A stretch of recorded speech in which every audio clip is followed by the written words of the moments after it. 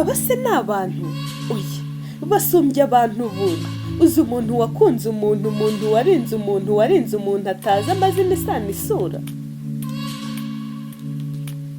umuntu warwaniye muntu wavuganiye muntu watekereje muntu agakorera muntu agasigasira ubusugire bw'urwo Rwanda rwanzwe ruzira ubumwe. Erega bo si abantu bangana Imana urukundo, uzi kurara ureba ureberera muntu ngo akunda atura atuje ahari uzapfa urinze umuntu.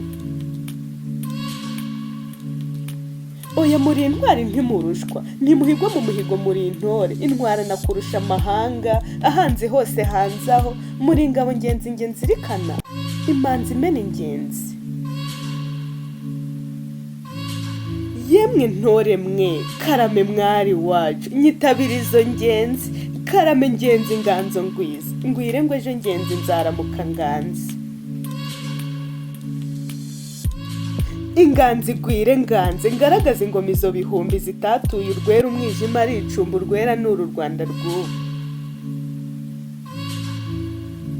Rwera byinshi amahoro ituzi neza bukungu umurava, sugira usagamba uduhete byiza, ugira ibintu ugira ubuntu rangira urihanika.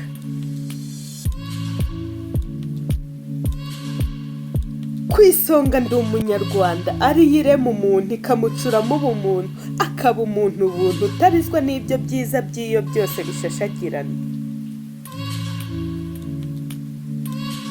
Twirukane ubutinda amahana ahabwa inkota, bamenyera udasumba ubwawe kuri rukundo ukunda bose ukanga ikibi kibuza abawe kuba bakungu. Azaduheta n'ibindi kubw'uru rwungi umurunga duhujwe ngo tudatana umucyo ukabebera, rangamira iyo ntego amatagwire biba karandi.